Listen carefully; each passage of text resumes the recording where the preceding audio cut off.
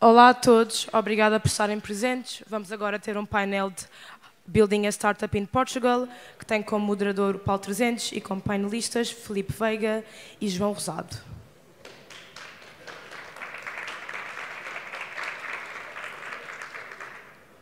Boa tarde a todos, bem-vindos ao painel. Antes, se calhar, de introduzir os participantes no painel, fazia uma pergunta. Quem é que já pensou em criar a sua própria startup? Levantou. Eu também. Boa.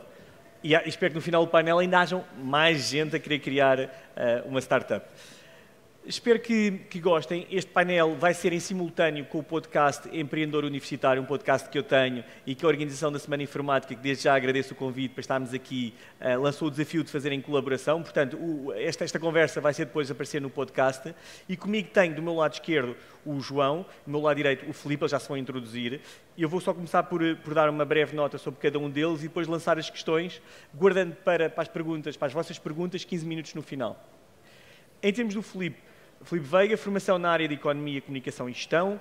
Durante 10 anos, serial entrepreneur com diferentes projetos na área tecnológica. Desde 2017, na área da identidade digital e, nomeadamente, como cofundador e CEO da WallID. O Filipe vai-nos falar um bocadinho mais acerca da WallID. O João é Head of Incubation na Startup Lisboa. A Startup Lisboa dispensa apresentações, mas o João, vou lançar-lhe o desafio, vai falar um bocadinho sobre o que é o que fazem. Investors Relation na Unicorn Factory Lisboa. Antes disso, CEO da Musicasa e tendo uma formação de base em gestão e também uma pós-graduação em transformação digital. Bem-vindo, Filipe. Bem-vindo, João. É um gosto. Obrigado. Muito bem. Para começar, eu ia lançar aqui o desafio que é o que é e como surge a Startup Lisboa, João. E depois também ao Filipe, o que é o WallID e como é que surgiu. Boa. Portanto, fazendo aqui rapidamente a história, até para toda a gente estar mais ou menos com a mesma informação. Portanto, a Startup Lisboa, nós somos uma organização sem fins lucrativos, 11 anos de existência. Surgimos do Orçamento Participativo de Lisboa, portanto, em 2009, 2010, quando a Câmara Municipal de Lisboa estava a auscultar as necessidades da cidade, depreendeu-se que existia uma necessidade de fomentar o empreendedorismo em Portugal e em Lisboa em particular, e daí surge então depois, passado 2 anos, a Startup Lisboa, naquilo que é hoje em dia o nosso formato. Somos uma incubadora para projetos early stage, portanto, pessoas que tenham uma ideia, tenham o seu primeiro produto, estejam a criar a sua primeira startup ou a sua segunda startup e que já estejam a repetir, mas naquela altura era tudo ainda muito inicial e se desconhecia muito o que é que hoje em dia é a palavra startup, empreendedor, e daí surgiu este projeto, que é a Startup Lisboa. Portanto, nos últimos 11 anos apoiámos mais de 500 projetos. Somos uma incubadora tech-related. O que isto significa? Portanto, somos uma incubadora que trabalha com projetos tecnológicos, industry agnostic, portanto, trabalhamos com indústrias das mais diversas, desde clean tech, health tech, gaming, Web3, deep tech in general, coisas mais B2B, coisas mais B2C. Portanto, independentemente daquilo que acabe por ser o produto, tem de ser disruptivo, tem de ser um serviço disruptivo, que tenha um mercado global, que esteja a resolver uma necessidade real num contexto global. E é daí que também surge a Startup Lisboa. Hoje em dia, lá está, temos neste momento 148 startups incubadas, portanto é muitas startups com as quais nós trabalhamos. Mais recentemente, em outubro do ano passado, lançámos a Unicorn Factory Lisboa, no qual que é um projeto que visa trabalhar com as scale-ups em Portugal, ou seja, startups que já estejam numa fase mais matura naquilo que é o seu ciclo de vida, tenham vendas, já tenham recebido rondas de investimento, tenham uma equipa já com uma maior dimensão e uma maior escala, estejam prontas até para um processo de internacionalização e de um crescimento mais rápido.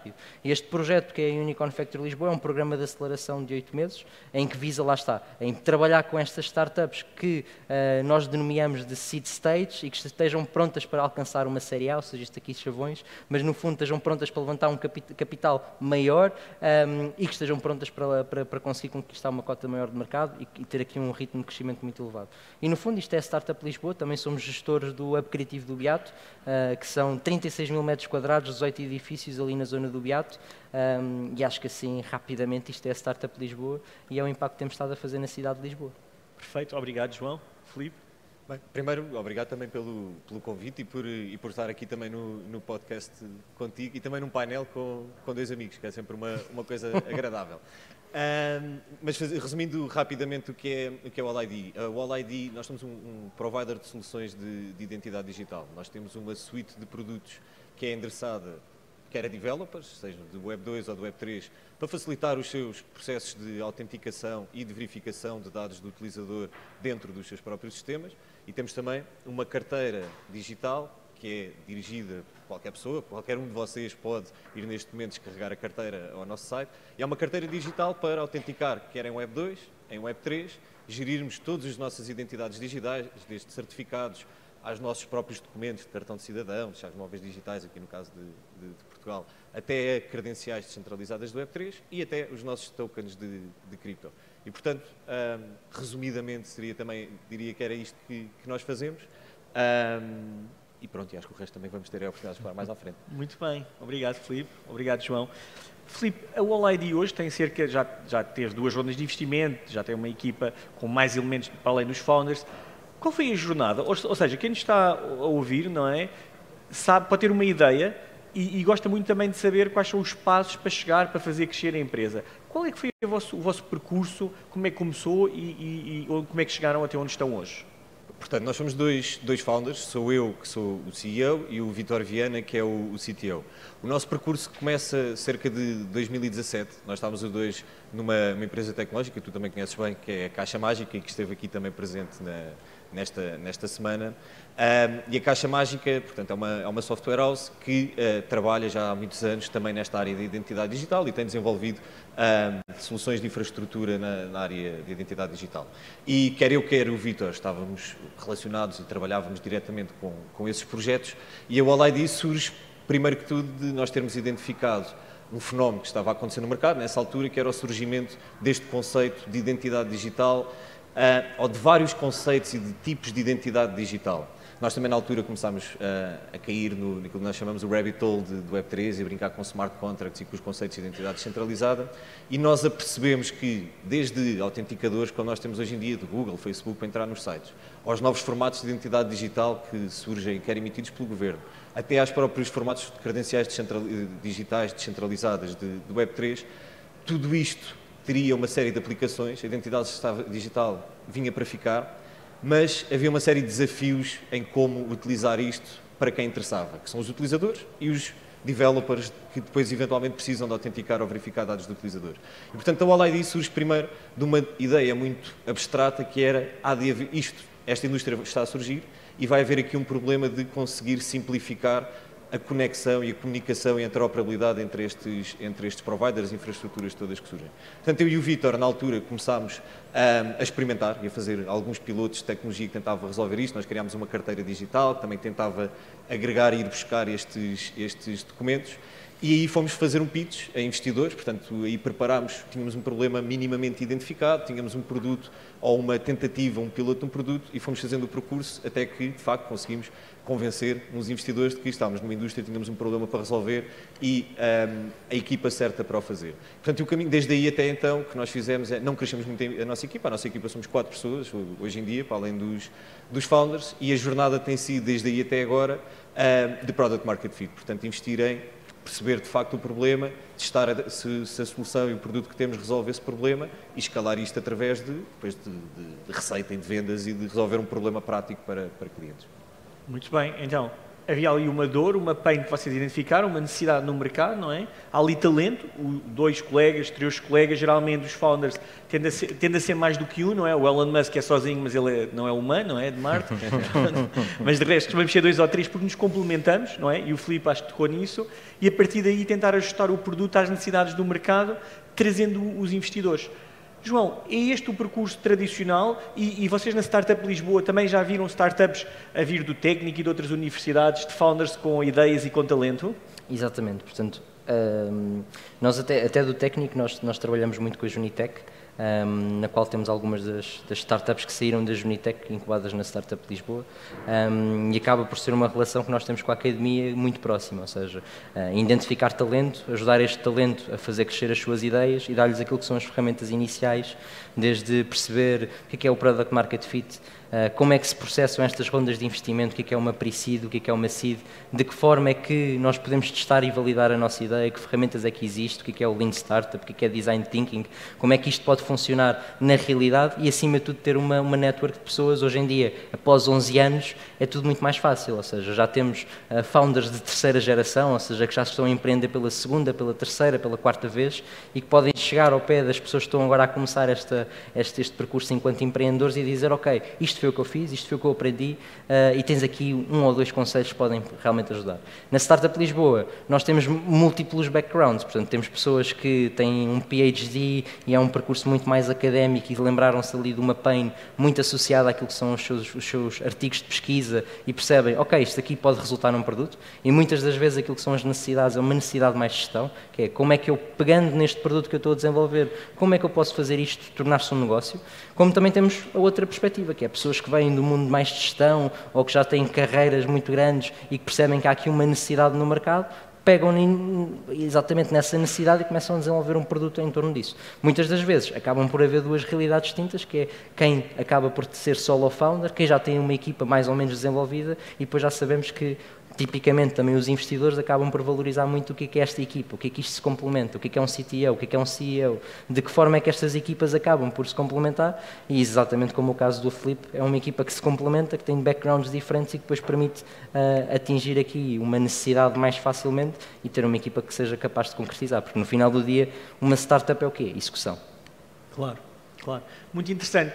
O João ficou aqui numa série de nomes e terminologias, não é? Alguns são mais familiares, outros menos familiares, mas isso remete-nos para uma parte interessante, se vocês repararem. Já repararam que às vezes nós vemos empreendedores, mesmo cá em Portugal, que fizeram uma empresa e depois fazem uma segunda empresa com sucesso e uma terceira empresa com sucesso? Isso não é coincidência. A razão para isso acontecer, o Elon Musk começou, não é? Antes do PayPal ele tinha o X.com, que fez o merge com o PayPal, depois do PayPal a Tesla, o Hyperloop, etc. Porquê que será que isso acontece?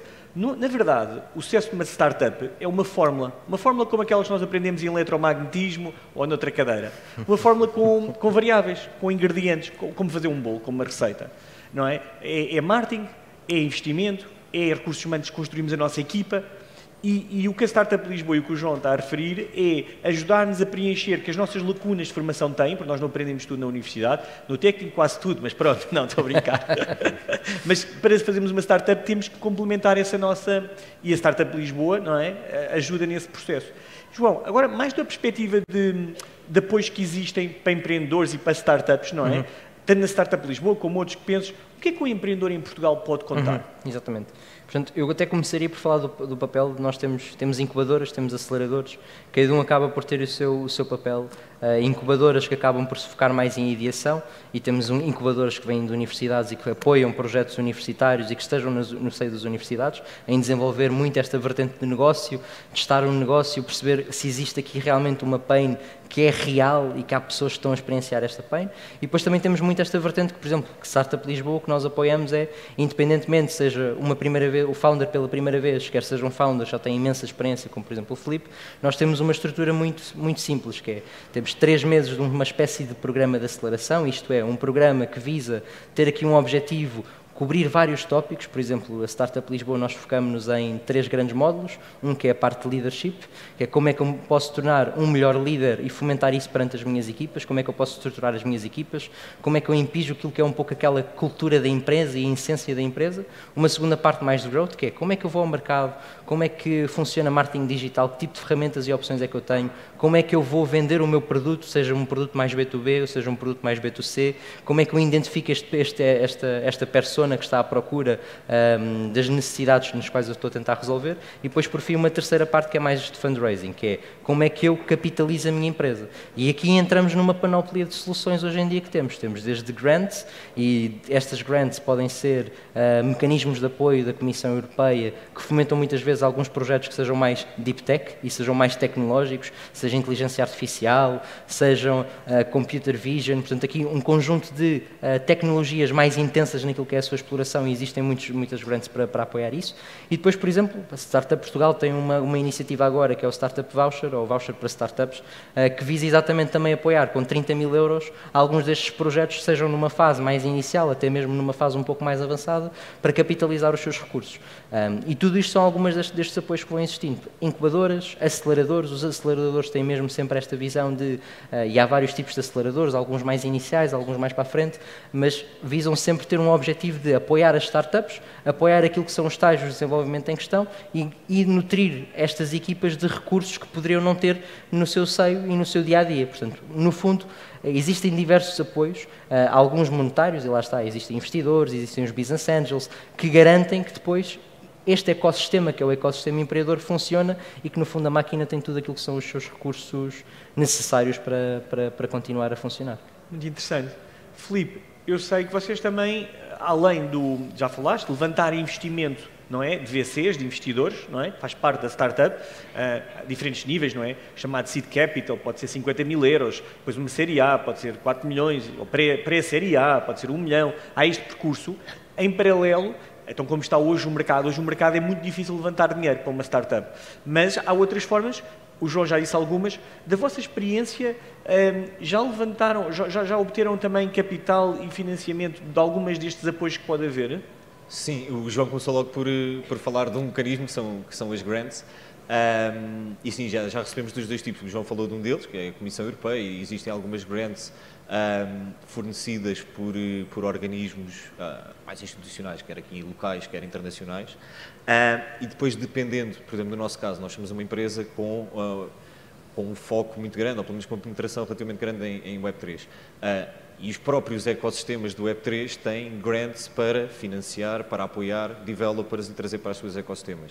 Eu calculo que noutras indústrias o fenómeno seja replicável. Portanto, quem estiver a desenvolver, como tu dizias, já não sei tu, Paulo, se tu, João, infraestrutura relevante para alguma indústria, de certeza que essa indústria há de ter um mecanismo de grants. Há também outro veículo que costuma ser interessante para fases iniciais, que são os business angels, que também não têm necessariamente que contar com um investimento puro e duro. Portanto, há apoios pequeninos, tickets pequeninos de pessoas ou de grupos de pessoas que estão, de facto, empenhadas em ajudar quem está a começar. Mas, se calhar, até mais relevante para quem está mesmo a começar e sozinho do que um financiamento, há uma série de outras coisas, o João referiu algumas, em que, se calhar, é preciso mais ajuda até se chegar à parte do financiamento, porque para se chegar à fase em que, e hoje em dia, como tu dizias, o mercado como está, em que se consegue convencer alguém a dizer dá-me o teu dinheiro para eu ir fazer com ele o que eu quiser, porque é isto que vai ser bom para nós, não é uma coisa relativamente simples. Ou ponham-se vocês no lugar deles, não é? Dá-me lá 500 mil, ou 300 mil, ou 1 milhão de euros para ires fazer a tua ideia. E, portanto, há aqui uma série de passos que normalmente também é preciso outro tipo de apoio que não financeiro e conseguir montar uma equipa, ter os founders certos, ter apoio, ter advisors, ter gente que consegue começar a fazer esta roda rolar desde o momento em que tenho uma ideia, como é que agora vou chegar à parte em que ou tenho financiamento, ou idealmente nem preciso de financiamento, consigo montar um negócio em que nem tenho que trazer nenhum investidor, isso é o sonho. Acho que ainda há aqui também muitos espaços que não são financeiros de apoio que são precisos. E muitas fontes, não é? Tu próprio demonstraste que há aqui diferentes formas de obter o capital. O capital que nós estamos a falar, este dinheiro que nós estamos a falar, é dinheiro que é importante para nós podermos contratar mais pessoas para a nossa equipa ou investir em marketing para adquirir clientes, não é? E vou-vos dar, complementando estes ótimos exemplos que já foram dados aqui, eu ontem para o podcast entrevistei o Ricardo Oliveira, é um português, como perceberam pelo nome, e ele formou-se na Universidade de Engenharia Informática, na Universidade do Porto, da concorrência, e foi fazer o doutoramento para os Estados Unidos, para a UCLA, University of California, em Los Angeles. E ele lá na UCLA fez o doutoramento, e no doutoramento conheceu o Mohit, o co-founder, e conseguiram obter financiamento de uma coisa muito esotérica, monitorização de DNS, conseguiram obter financiamento de uma entidade dos Estados Unidos chamada NSF. É a nossa FCT/ANI cá em Portugal. E o primeiro cheque que eles obteram foi $250 mil, e o segundo, também da NSF, foi 1 milhão. Não é um investidor, estas são agências do Estado, tal como aquelas que o Filipe já referiu. Durante 2 anos, então, eles financiaram-se com a NSF, que teve uma coisa má, que tiveram que fazer relatórios burocratas, como nós fazemos cá na Europa, não é? Mas teve uma coisa boa, eles não diluíram o capital. O que é que significa isso? Não tiveram que dar capital da empresa a investidores, só mais tarde. Ao final de 2 anos, tiveram um investimento da Sequoia, que é um dos 2 maiores VCs do mundo, mas aí já diluíram, mas já estavam mais à frente, já tinham clientes, já tinham receitas, etc. Long story short, venderam a empresa em 2020, em maio de 2020, à Cisco, por $1.000 milhões. E começaram precisamente com um destes mecanismos que o João e o Filipe falaram. Passando das formas de apoios, agora gostava de puxar da vossa experiência para os erros mais comuns. Filipe, todos nós cometemos erros e quando estamos na primeira startup, nos primeiros projetos, ainda mais. Alguns erros que tu te recordes do percurso e que se voltasses atrás farias de outra maneira? Sim, o difícil é limitar a lista. Temos só de 50 minutos. A lista, acho eu. Mas pegando em alguns meus ou nossos e outros que fui vendo fora, assim que possam ser, ou que eu acho que possam ser mais relevantes para quem está a pensar em começar. Portanto, o primeiro, e acho que este é standard quando se vai a uma conferência destas, é as nossas ideias são totalmente irrelevantes, toda a gente tem ideias, portanto, uma ideia vale zero e há de sempre valer zero. Portanto, o trabalho de um empreendedor é conseguir, o ego tem que servir só para si próprio e, portanto, o trabalho é onde é que é um problema que eu posso resolver e como é que eu consigo identificar bem o problema e resolver e construir uma ideia à volta disto. É um bocadinho como aos artistas, que também se não tiverem dinheiro para financiar a sua vida, vão ter que fazer a música que alguém queira consumir e até um dia que possam, de facto, ser artistas. E o empreendedor, depois que queira fazer as suas coisas, se calhar tem que pensar do mesmo método. Mas, normalmente, acho que muitos empreendedores, e eu também acho que tive essas fases, que se apaixonam pelas ideias e é uma perda de tempo e de recursos que só danifica. Outro erro também muito comum, para quem também começa sozinho. O ideal é falhar sempre o mais depressa possível para se ter o sucesso o mais depressa possível. Um produto que, por muito ranhoso que seja, mas se tiver ali um conceito que é suposto resolver o problema, se não se conseguir arranjar um mínimo de tração com um produto muito mau, não é por se meter mais uma feature em cima que algum dia se vai ganhar tração. E há muita tentação de, não, aqui falta qualquer coisa, é por isto que isto não está a vender.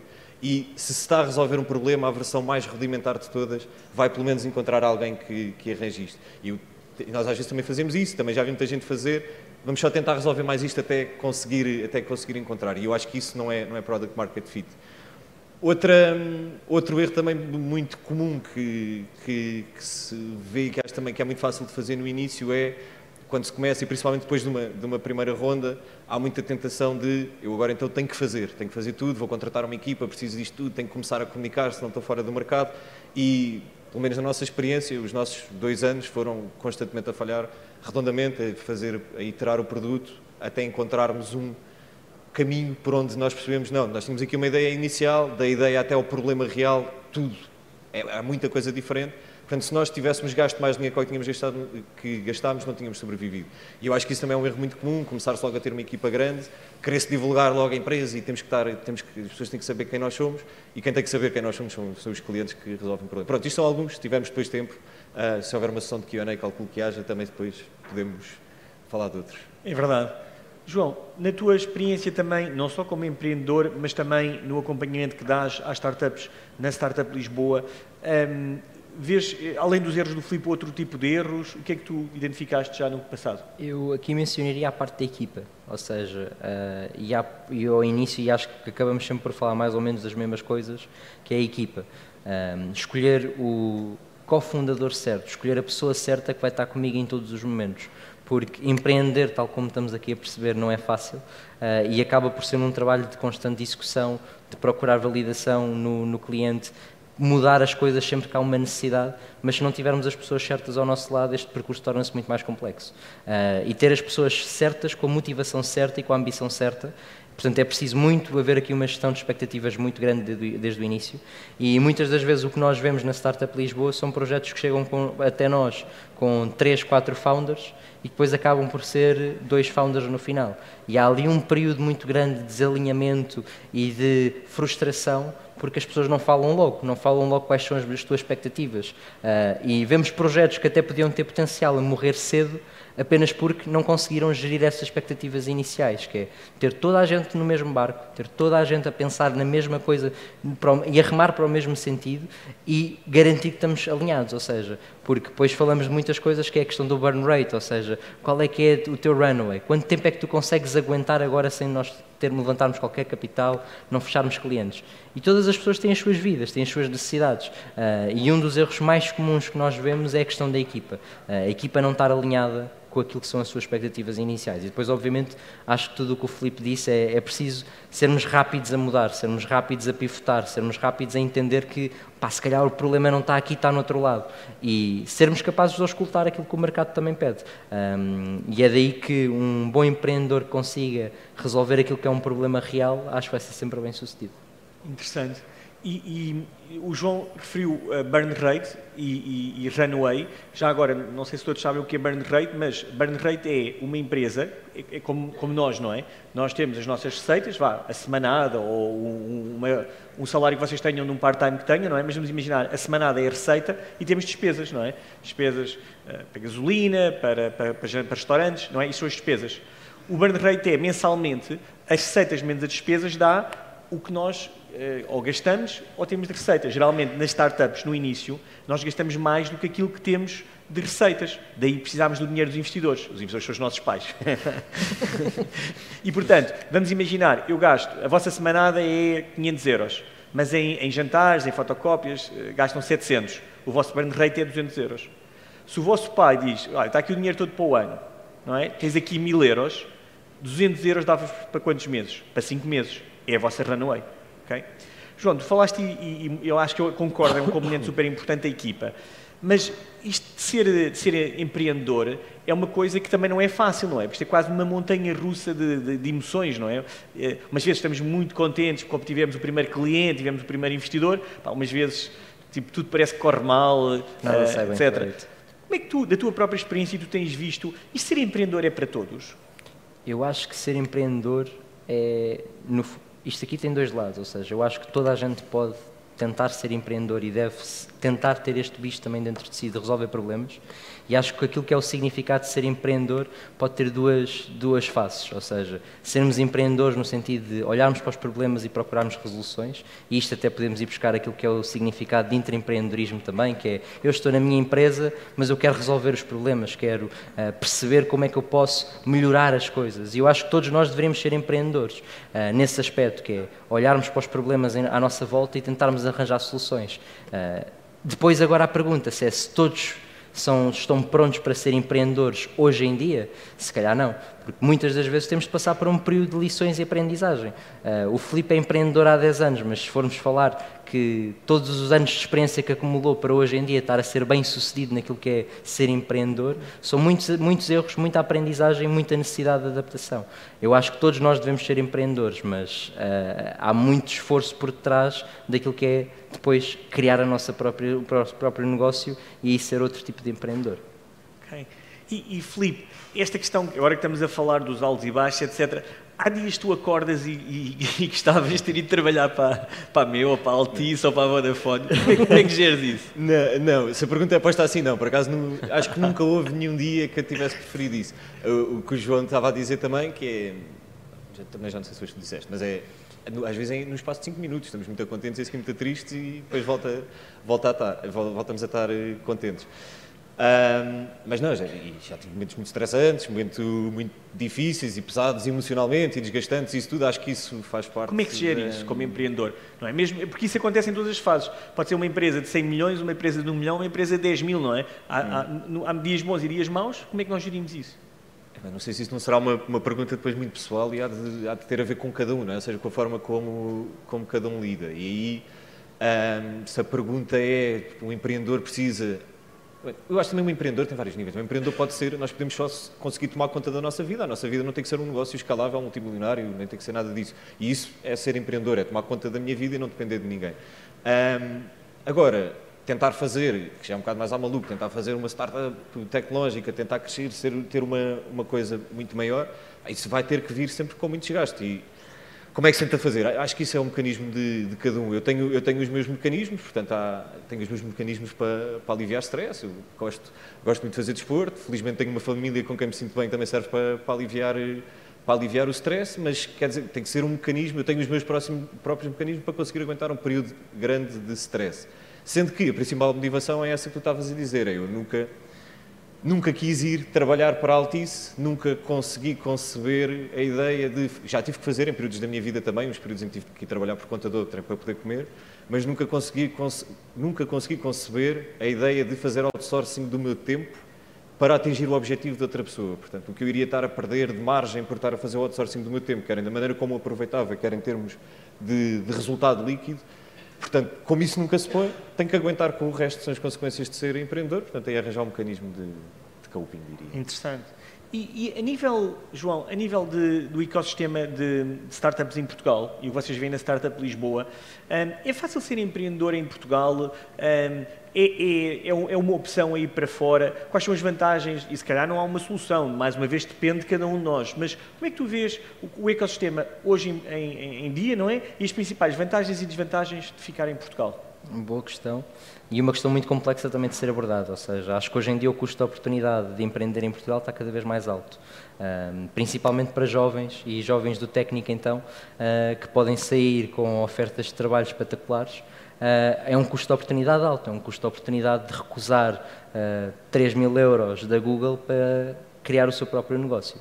Portanto, acho que o custo de oportunidade tem aumentado, mas em simultâneo também aumentou a linha de conforto de, ok, tu podes testar, mas se isso não der certo, vais conseguir encontrar depois alguma coisa para fazeres depois.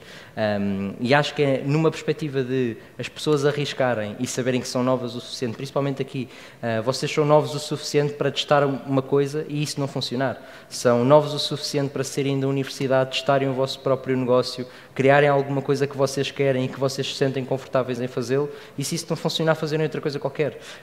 E acho que não temos de ter pressa para estar a correr atrás de outras coisas quando vocês próprios tiverem a vontade e o bicho de, pá, olha, deixa lá ver o que é que isto dá. Pá, tenho aqui uma ideia, deixa ver se isto funciona. E acho que vocês têm tudo para poder fazê-lo. Agora, se vai funcionar e vai ser bem sucedido, pá, isso no final do dia são muitas variáveis, é um contexto que pode dar, pode não dar, mas vocês têm os recursos necessários para fazer. Acho que empreender em Portugal está-se a tornar cada vez mais fácil, acho que há cada vez mais recursos, mais projetos a aparecer, e também há cada vez mais investimento. E isso ainda há pouco tempo a Dealroom fez um estudo, um reporting, que basicamente mostra que o número de investimento em Portugal está a aumentar, o número de investidores estrangeiros está a aumentar, o número de investimento nacional está a aumentar, o número de startups está a aumentar. Portanto, isto significa que estamos cada vez com um ecossistema mais interessante e mais competitivo a nível internacional. Agora, se isso é o suficiente para termos todos os recursos que precisamos para empreender? Não. E empreender nunca será um processo fácil. Contudo, acho que vocês têm todos os recursos que necessitam para entrar neste mundo que pode não ser fácil, mas que no final do dia vai-vos dar uma experiência que mais outro mundo vai-vos dar. Concordo a 100%. Filipe, queres complementar o que o João já disse? Entre o ecossistema português versus o ir para fora, o que é que te pesou? Imagino que, como todos nós, motivos pessoais, mas continuas a achar que Portugal, Lisboa, tem contexto para fazer crescer a All ID? Acho que para já tem, e por isso continuamos cá. O facto de ter começado cá não foi necessariamente... tu disse, portanto, foram razões pessoais. Acho que o ecossistema português tem acompanhado, tem conseguido... Há 20 anos não havia nada de ecossistema de empreendedorismo, e tem conseguido acompanhar, pelo menos para imitar, um ecossistema parecido ao de Silicon Valley. Existem agora estes mecanismos todos. Acho que Portugal, como um país, e não tem nada a ver com o setor de empreendedorismo, não é propriamente o melhor país. Também é preciso ser muito maluco para se querer montar um negócio aqui, por muitas razões, não é? De qualquer das formas, acho que há muitos outros contextos que fazem com que Portugal ainda continue a ter, pelo menos, alguma atratividade. Faz sentido. Eu também queria confirmar e acrescentar ao que já foi dito pelo João e pelo Filipe, como o próprio exemplo, ou seja, eu sou co-founder e CEO da Aptoide. A Aptoide é uma loja de aplicações Android que está numa fase já fez uma série B há 3 meses atrás, levantou 12 milhões, tem cerca de 70 colaboradores cá em Lisboa e 2 escritórios em Shenzhen e em Singapura, e posso-vos dizer que temos investidores alemães, temos investidores americanos, investidores franceses, mas a maioria do capital continua a ser português, entre os dois founders, eu e o Álvaro Pinto, e a Portugal Ventures. A sede legal continua a ser em Portugal, continuamos a pagar os impostos em Portugal.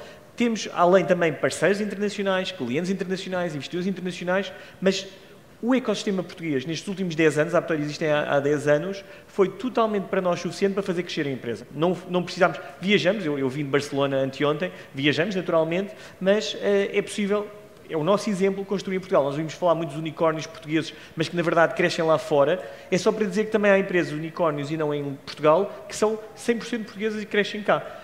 O percurso de ir para fora também é totalmente válido. Os dois, não há tabus, não é? Os dois percursos são válidos, mas as duas coisas são possíveis. Confirmar também o que o Filipe e o João estavam a dizer. É agora tempo, penso que já temos uma boa base para a conversa, de abrir as vossas questões, as questões que vocês tenham. Quem quiser pode levantar o braço e... Acho que é um microfone. Temos aqui uma questão.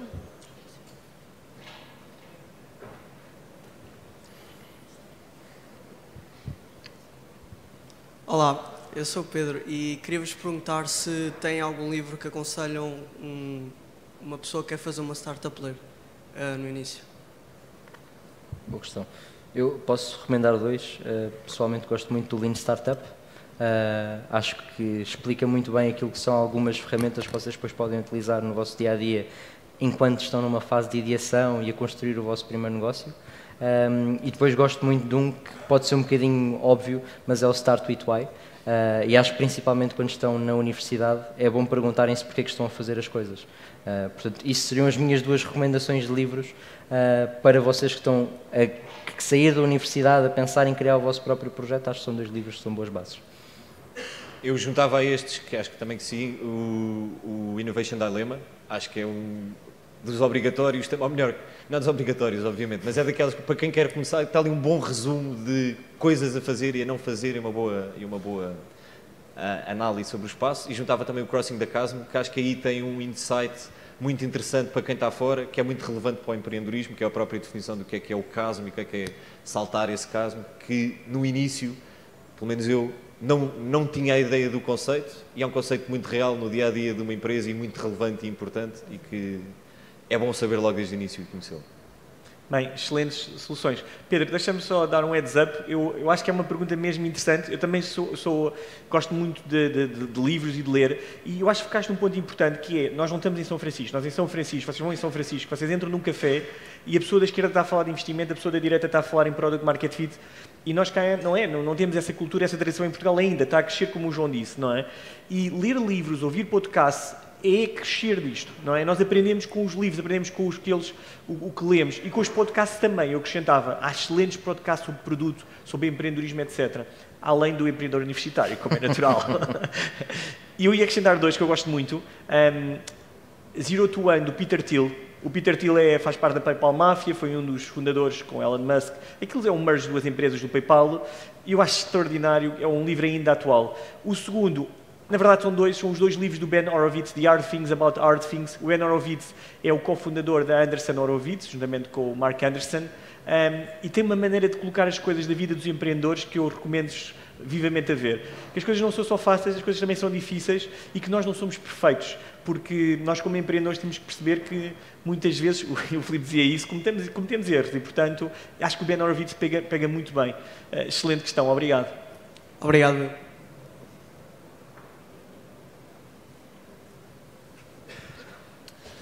Olá, então é assim, como alguém que para já não se vê ainda a pensar nisto seriamente, mas por exemplo eu sou da matemática aplicada e adoro machine learning e AI e tudo mais, e acho que há um milhão de formas para aplicar isto de forma interessante e resolver problemas no mundo, e por acaso tenho muitos amigos que também estão nestas áreas, etc.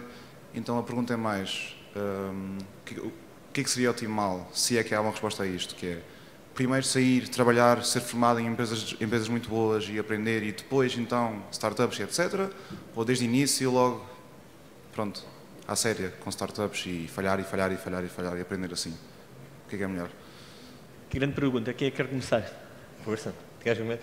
Eu acho que, mais uma vez, eu acho que não há uma fórmula, não há necessariamente uma resposta certa, até porque depende da tua vida, não é?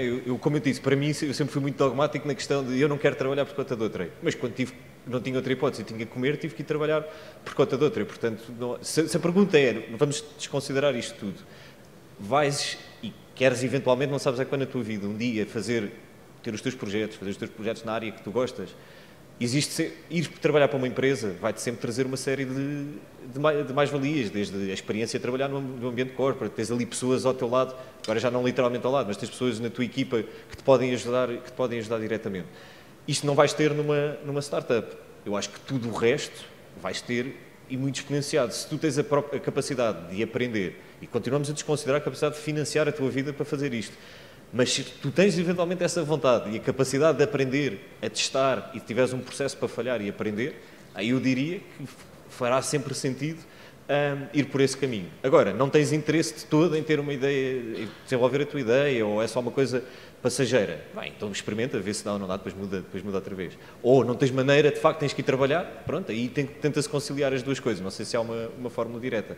Mas em relação ao custo de oportunidade, eu acho sempre que o custo, mesmo há bocado o João falava do custo de oportunidade, que reduz, mas mesmo assim, muitas vezes, e vocês aqui na vossa área também têm até boas propostas e boas ofertas para trabalhar num primeiro emprego. Eu acho que isto a dimensão deste custo de oportunidade é muito maior que isto, porque é a vida toda, e eu acho que este custo de oportunidade é tão pequenininho, porque a maior parte das vezes o que vai acontecer, mesmo que pareça apelativo e trabalhar para uma grande empresa, a maior parte das pessoas que foi seduzida por um bom salário de entrada, não é a maior parte, há algumas pessoas que eu conheço que foi seduzida por um bom salário de entrada, está há 15 anos e não sabe fazer mais de .NET porque ficou ali estagnado. Depois foi assim que a vida foi naquela empresa, acabou por ser, e agora como é que sai? E eu acho que o custo de oportunidade ainda passa a ser muito maior. Mas pronto, foi a minha visão. Interessante. João? Eu acho que sim, concordo 100% com o Filipe, ou seja, primeiro acho que nunca, isto é uma pergunta que não tem uma resposta propriamente certa. Acho que há vários ângulos de olhar e depende sempre muito de pessoa para pessoa. Para ti pode fazer super sentido trabalhar num ambiente corporate e não num ambiente startup. Para ti pode fazer todo o sentido já teres alguma ideia, ou estares a pensar nisso, ou no futuro pensares em criar o teu próprio projeto e queres desde cedo perceber se o mundo startup faz sentido ou não, então faz todo o sentido de estar isso. Eu acho é que se tens uma inclinação, quanto mais novo tu fores, maior é a tua área de conforto para saberes que no futuro podes fazer outra coisa completamente diferente. Portanto, eu pessoalmente diria, obviamente que não há uma idade para começar e acho que todas as idades são válidas, mas vocês, na idade que estão, acho que não há melhor idade ainda. Portanto, diria que se tens um bichinho e gostarias de experimentar, why not? Eu acho que já foi tudo dito, eu ia só complementar com... Na verdade, a resposta certa são todas as respostas. Eu vou só pegar nos exemplos que até no podcast me foram dados. Eu faço essa pergunta, eu acho essa pergunta mesmo interessante, porque é uma pergunta mesmo que eu próprio me coloquei. E eu perguntei ao professor José Epifânio da Franca, professor aqui no técnico, e para mim um dos maiores empreendedores de Portugal. Então, José, qual é que é a altura certa? E ele, não, Paulo, temos que primeiro ir para as empresas, aprender, e só depois de ter muitos anos de aprendizagem, então ir. E, na verdade, o José Epifânio da Franca só montou a Chip Idea, aqui do técnico, já era professor catedrático e já tinha sido secretário de Estado do Governo. Portanto, estão a ver uma fase posterior. Percurso perfeito, percurso de um grande empreendedor português. O Ricardo Oliveira, que falei ontem e que vos falei, nunca teve um emprego. Ele nunca trabalhou para ninguém. Ele saiu da universidade diretamente para criar a sua empresa, não tinha ninguém, portanto, não tinha nenhum enquadramento e criou a empresa e teve sucesso. O João disse uma coisa muito interessante, que é quando sentimos o bichinho. Se vocês numa sexta-feira à tarde, até estão num painel da Semana Informática, ouvem 3 empreendedores e aquilo mexe-vos um bichinho, não há altura certa. A altura certa é essa. Se até vê lá fora uma proposta de trabalho interessante, espero da caixa mágica ou da Aptoide, e querem ir trabalhar e ganhar a experiência, perfeito. E depois lá, passado 1 ano, 2 anos, vocês falam com o amigo no café, o amigo quer fazer qualquer coisa, então vocês metam-se na montanha-russa e força com isso. Quando o bichinho picar, não esperem pelo momento certo. Eu tenho 3 filhos e está a ser, o momento certo.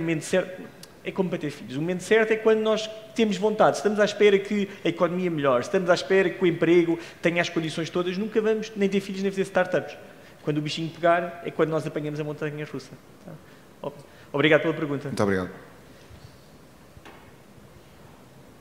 Outras questões? Mais alguém tem questões?